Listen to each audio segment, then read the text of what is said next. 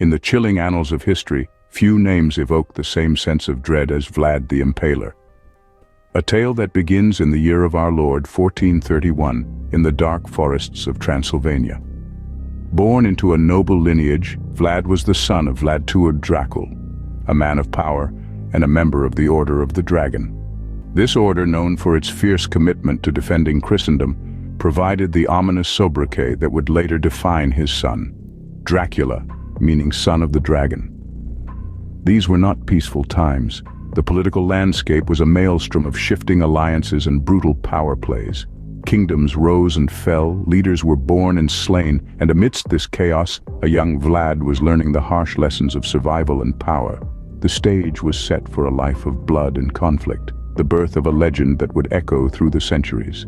Vlad's childhood was far from ordinary, marked by political intrigue and betrayal. Born into a world of power struggles and shifting alliances, young Vlad found himself a pawn in a deadly game. His father, Vlad Dracula, was a member of the Order of the Dragon, a group sworn to defend Christianity against the encroaching Ottoman Empire. But when the tides of power shifted, Dracula was forced to send his sons, Vlad and Radu, to the Ottoman court as hostages, a guarantee of his loyalty. In the Ottoman court, Vlad witnessed firsthand the brutal realities of politics and war. He saw the ruthlessness required to maintain power, and it was here that the seeds of his future were sown. As a captive, he was exposed not only to the wealth and opulence of the Sultan's court, but also the harsh realities of Ottoman rule. Meanwhile, back in Wallachia, his father and older brother were brutally murdered, betrayed by those they had trusted. The news hit Vlad like a thunderbolt, hardening his resolve and fueling his desire for revenge. His father's throne had been usurped, his family name tarnished, and Vlad was determined to reclaim what was rightfully his. Returning to Wallachia, he found a kingdom in turmoil. The boyars, the nobility of Wallachia, were embroiled in their own power struggles, and the throne was a prize to be won. Vlad, however, was not just a contender. He was a man on a mission, driven by a thirst for power and a burning desire for vengeance. The political machinations and betrayals that had marked his childhood had shaped Vlad into a man of steel. He was cunning, ruthless, and utterly determined. He would stop at nothing to reclaim his father's throne, to restore the honor of his family name, and to exact revenge on those who had betrayed them. These experiences forged Vlad into a ruthless leader, a force to be reckoned with. His time in the Ottoman court, the death of his father and brother, and his return to Wallachia had all played their part in creating the man who would become known as Vlad the Impaler, a character that would later inspire the legend of Dracula. Upon claiming his throne, Vlad's rule was marked by a reign of terror that earned him his chilling moniker. Indeed, the Prince of Wallachia was not one for half measures when it came to asserting his authority. His preferred method of punishment? Impalement. A brutal, agonizing death that served not only as retribution, but also as a stark warning to any who dared cross him. Vlad's rule was a constant spectacle of blood and terror.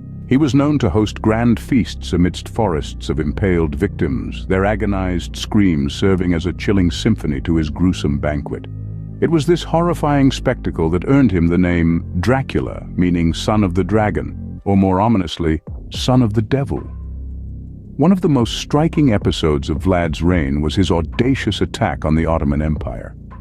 The Sultan's forces were vast, far outnumbering Vlad's, yet he was undeterred. Vlad knew the terrain of his homeland like the back of his hand, using it to his advantage, striking swiftly and disappearing into the night.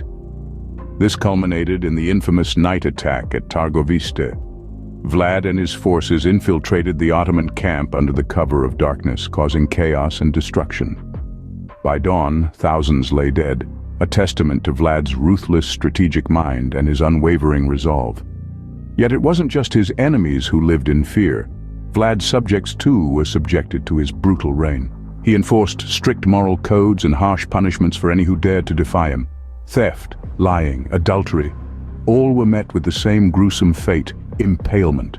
His reign was a time of blood and terror, a chilling period in Wallachia's history that people whispered about in hushed tones. His brutal methods and relentless pursuit of power instilled such abject terror that his name still echoes through the annals of history. Vlad's cruelty was legendary, his reign a symphony of fear and death. Even centuries later, the tales of his reign continue to both horrify and fascinate us, a testament to the enduring legacy of Vlad the Impaler. Vlad's rule was not without its challenges, and his fall was as steeped in blood as his rise. In the mid-15th century, Vlad found himself a captive, held prisoner by the Hungarian king Matthias Corvinus. His incarceration was a result of political maneuvering and alleged treachery. The once feared and respected Prince of Wallachia was now reduced to a pawn in the grand chessboard of power. But as the saying goes, you can't keep a good man down, or in this case, a good impaler. While the exact circumstances of his release remain shrouded in mystery, it is known that Vlad was freed after 12 long years, his spirit unbroken, his thirst for power unabated. He returned to Wallachia, and with the backing of the Ottoman Sultan, reclaimed his throne. His second reign, however, was short-lived. Vlad was faced with a new challenge, a final battle against the forces of his old nemesis, the Ottoman Empire. Outnumbered and outmaneuvered, Vlad and his small army fought with the desperation of men with nothing to lose. It was during this battle that Vlad the Impaler, the man who had struck fear into the hearts of his enemies, met his end. Vlad's death was as dramatic and mysterious as his life. Some accounts suggest he was killed in the heat of battle, while others whisper of an assassination by his own men. His body was reportedly decapitated, and his head sent to the Ottoman Sultan as a trophy. But the exact location of his final resting place remains unknown to this day. In the end, Vlad's life was a series of brutal battles, political intrigues, and a relentless pursuit of power. His reign was marked by a ruthless desire for control, a thirst for vengeance, and a disregard for human life that earned him the moniker of the Impaler. In death as in life, Vlad the Impaler remained an enigma, his end as mysterious as his reign. Vlad's legacy did not end with his death. In fact, it was only the beginning. A century after Vlad's demise, Ireland birthed a man named Bram Stoker. Stoker, a writer of the macabre, stumbled upon the tales of Vlad's reign and found inspiration in the blood-soaked chronicles of the Wallachian ruler.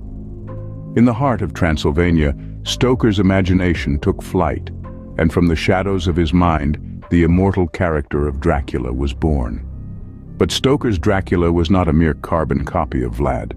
Instead, he was a fusion of Vlad's ruthless persona and the folklore of the undead that pervaded Eastern European culture.